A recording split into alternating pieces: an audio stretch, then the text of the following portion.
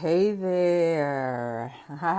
Welcome to another segment, another conversation with, well, no, I wasn't saying it right. Another real time with Ray conversation. There we go.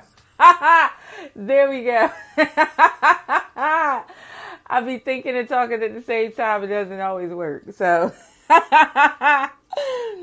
yeah, welcome to another real time with Ray conversation.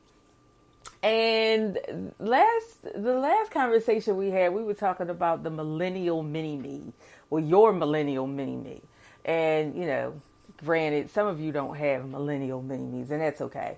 Because like I said, definitely wanted to share that with someone who does have a millennial mini me, especially somebody that you're looking at. Like, being a friend, you are privy to the inside stuff that goes on with people. Everybody likes to wear their game face, right?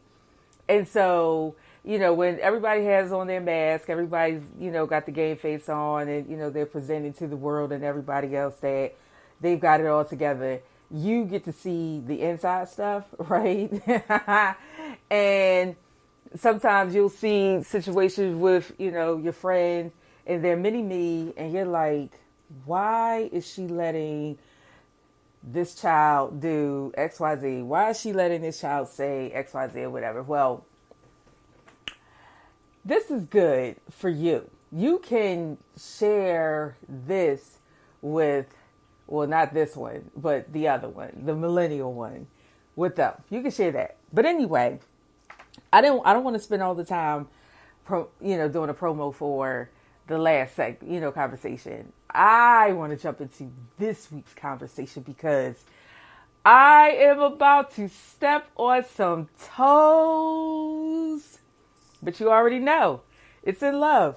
No judgments. Definitely not, condemning or, criticizing anyone. How can I? Like, I call it, well, I'm not saying necessarily that you're a dumb broad. I'm talking about me. I was a dumb broad. Like, I went through my period of being the dumb broad. Like, I think every woman does, but I'm sure there's an exception to every rule, but I haven't met a person yet that hasn't at some point in her life been the dumb broad. So, I'm going to step on some toes, doing it in love. Just know that it's all love. Okay.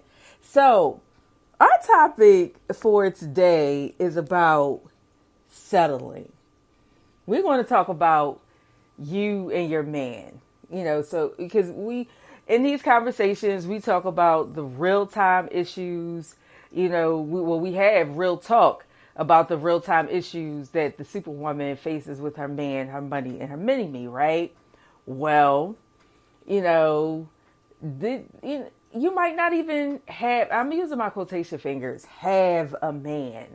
But what I'm about to share with you may be the reason why you don't. So, you're not getting off the hook. You're not getting off the hook. No one's exempt. Everybody can get it. So here's my deal. I'm coming from the thought that if you're trying to convince him to see your value, you're settling. Okay? Whether you're a single woman, whether you're in a relationship, whether you're a married woman, doesn't matter what your status is.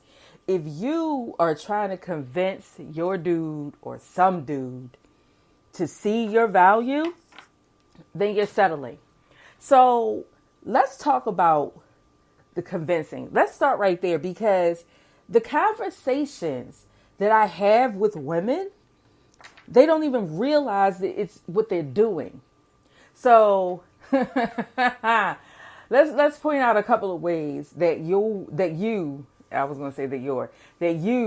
are trying to convince him.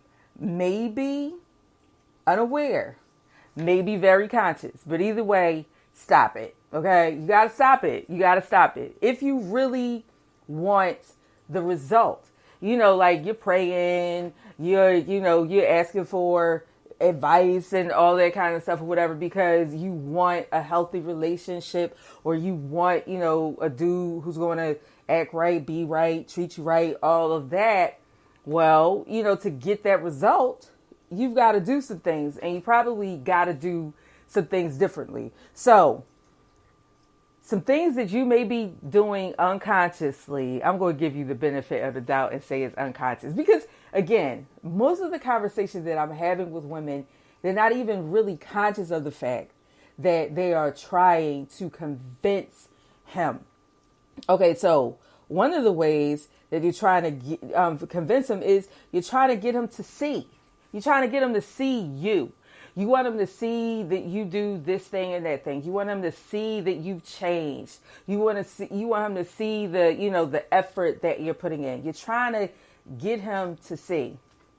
You got to stop it. Okay, another thing. You're trying to get him to understand. Oh my gosh, this is probably the worst one. You're trying to get him to understand. You're talking this man to death. You got to have conversation. You're constantly threatening him, telling him you're done, it's over, you can't deal with this, you're not going to deal with this. Womp. Let me tell you something. Sidebar, but completely attached to my point. Listen, if you're not ready to walk away, don't say it.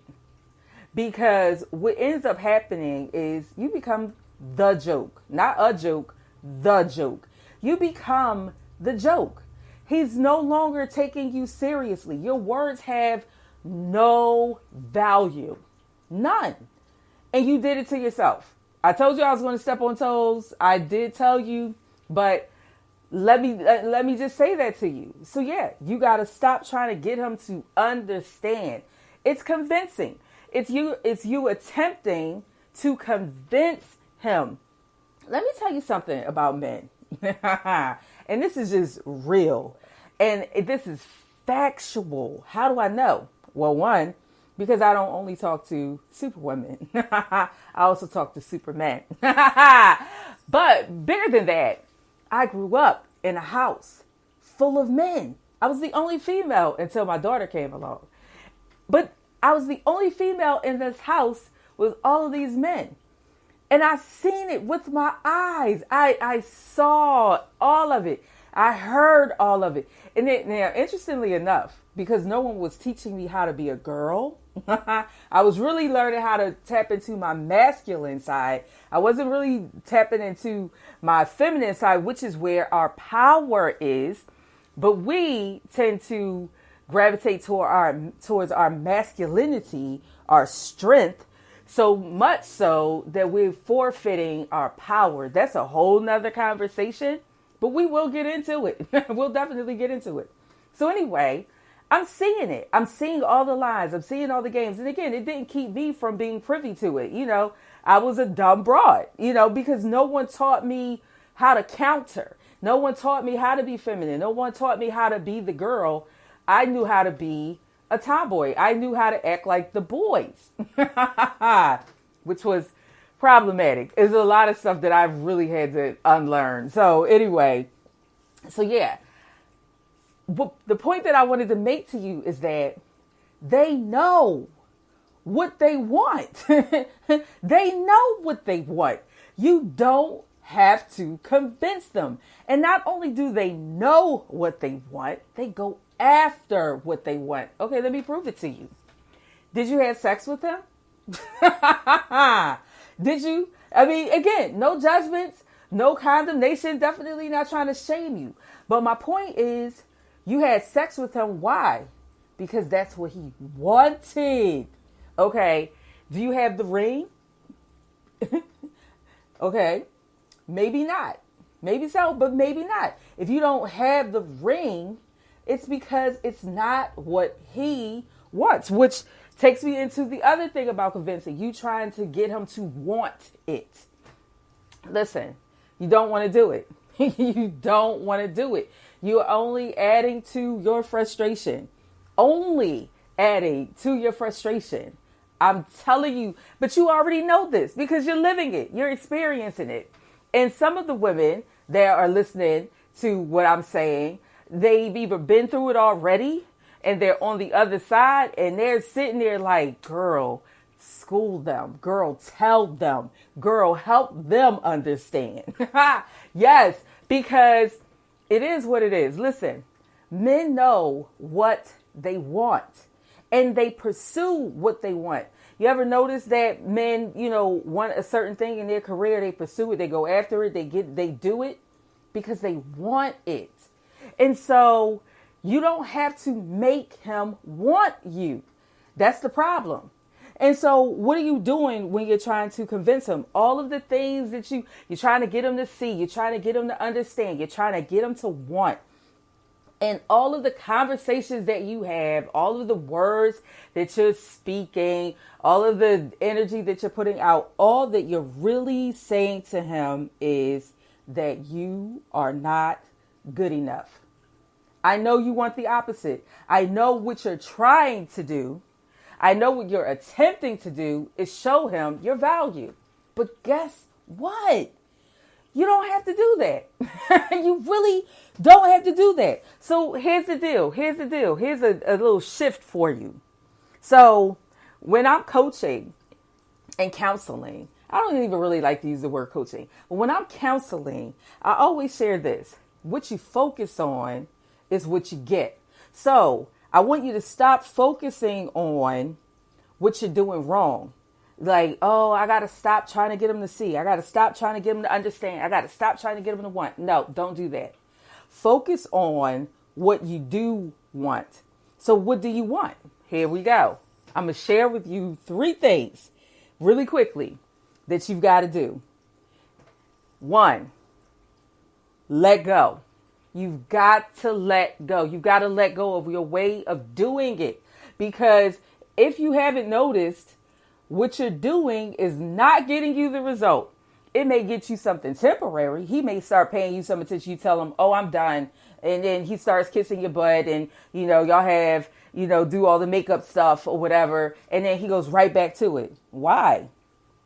I'm trying to tell you, let go. Let go of your way of doing it and find out what's the right way. Find out the way to get the result.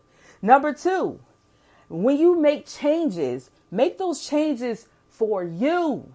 Don't make changes for a man. And I'm not saying that to man bash or put down a man. I'm saying it because you lose your power when you do that. You want to make changes for you because it's imperative that you be your best you. That's it. That's where your focus is, in being your best you. That's all you want to do. Be your best you. That's it.